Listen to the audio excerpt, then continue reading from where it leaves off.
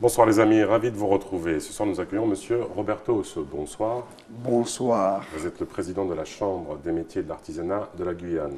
Tout à fait, depuis le 18 janvier. Alors, nouvellement élu, premières impressions de votre nouveau statut?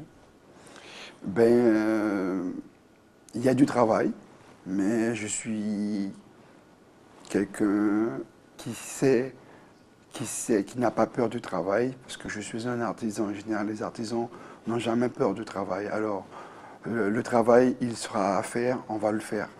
Comme je l'ai toujours dit, et dans ma campagne, cessons de tourner en rond, faisons-le. D'accord. On est en fait quasiment les 1 an du mouvement de mars-avril dernier. Votre sentiment, votre analyse, ça a été une époque difficile en termes d'économie, mais nécessaire. Dites-nous un peu votre ressenti.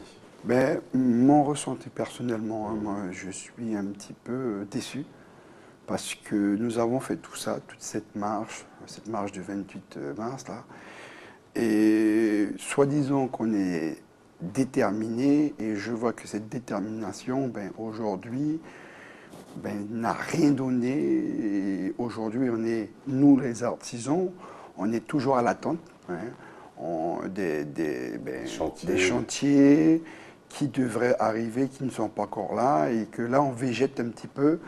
Et bien sûr, on a des dettes à payer, on a des trucs à payer, oui, tout à fait. On a plein de choses à payer qu'on n'a pas. On a une réduction au niveau des travaux qui est là, qui est réelle, et qu'on nous dit qu'il y aura des travaux, mais il n'y a rien qui sort en ce moment. Avec les accords d'urgence, pour le moment, on voit Parce que la spécificité de l'artisan, c'est d'intervenir après le gros œuvre. Oui, tout à fait. C'est ça, hein, Oui, c'est vraiment alors, le fignolage, etc. Et pour l'instant, ça ne démarre pas. non, ça ne démarre pas, on le voit, et que justement, et nous, on ne va pas voir le jour tout de suite, parce que justement, le temps que le gros œuvre va sortir de terre, il faut qu'on tienne jusqu'à là. Et là, on végète. Charges, Ouais, voilà, il faut payer. Alors, on est là à survivre, comme on dit. Déjà, c'est déjà pas facile, hein, on le sait, parce qu'il y a vraiment pas de boulot en ce moment. Je rencontrais justement avec la semaine nationale de l'artisanat. On a fait la caravane de l'artisanat. On était de l'ouest à l'est. À Saint-Laurent, on a rencontré des artisans. On voit les problèmes qu'ils ont. Ils ont des charges qu'ils ne payent pas, qu'ils n'arrivent pas à payer. Et déjà, ils ont aussi des problèmes parce que, vous savez, comme je vous l'ai dit la dernière fois qu'on s'est rencontrés lors de notre campagne, que je considère que, c'est péjoratif, hein, qu'il y a les artisans du haut et les artisans du bas. Et c'est ceux qui ont besoin, ce sont les artisans du bas, ceux qui ont une petite entreprise qui a 1 ou 2 salariés ou pas du tout, et qui justement qui ne sont pas restructurés et qui n'ont pas un service administratif. Et à ce moment-là, ils n'ont pas justement, ils n'ont pas de tenue de comptabilité, ils n'ont pas de tenue de gestion. Et c'est ces gens-là, c'est ces artisans-là qu'on veut accompagner parce qu'on le voit. Je prends un exemple tout simple, le plan Corail 2 aujourd'hui. C'est très bien, c'est gentil, c'est beau. Mais aujourd'hui, ça va concerner à qui? Toujours les mêmes. Ça veut dire des artisans plus structurés, mais parce qu'on demande, le dossier est trop lourd pour nos artisans qui ont vraiment besoin. Parce qu'aujourd'hui, il faut mettre un dispositif qui correspond aux difficultés de nos entreprises. Ce n'est pas le rôle de la Chambre des métiers d'offrir justement un secrétariat commun, l'ingénierie? Justement, ça fait partie de ma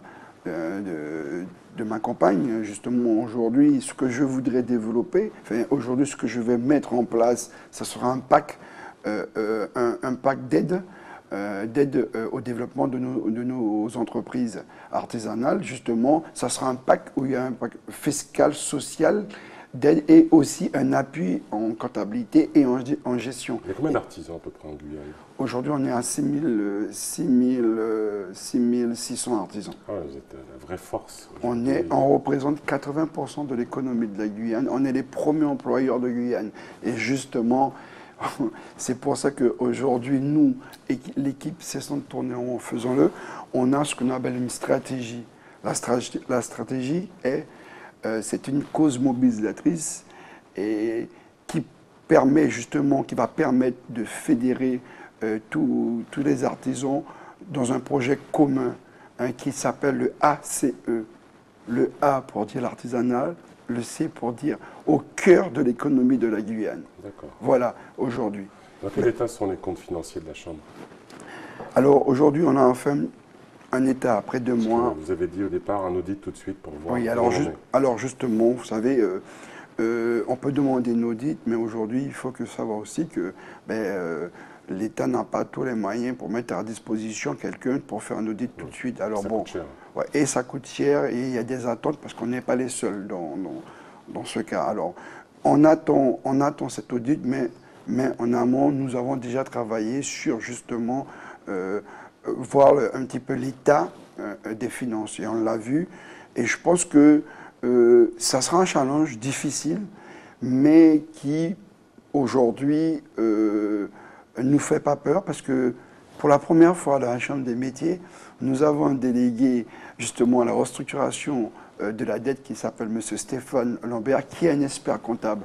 Alors, ça veut dire l'ex-président du MEDEF et qui justement, juste pour vous dire un petit peu, vous donner un petit peu l'état de la Chambre, aujourd'hui, on a estimé une dette de 4 millions, entre 3,8 millions et 4 millions. Aujourd'hui, en 2 mois, rien qu'en discussion, avec le DRFIP, on a déjà, on avait constaté que on nous avait taxé à tort sur la Chambre des métiers qui se trouvait à à l'EP République. Finalement, on n'est pas. Ça fait longtemps qu'on n'est pas. Finalement, vous avez économisé combien? Plus de 200 000 euros. C'est déjà pas mal. En 2 mois, si on continue comme ça, ça veut dire qu'on pourra avoir le beau jour. Parce qu'aujourd'hui, le but de la Chambre des métiers, parce qu'elle fait plus de 20 ans que la Chambre des métiers n'est pas éligible au Fonds européen. L'objectif de notre équipe, c'est justement pour qu'on puisse justement avoir des leviers pour qu'on puisse débloquer cette Chambre. Vous avez vu que je vous ai posé peu de questions. Bon, je vous ai laissé parler. Mais une dernière question, réponse rapide, s'il vous plaît. L'Université des métiers, ça faisait partie de votre promesse de campagne. Ça en est où?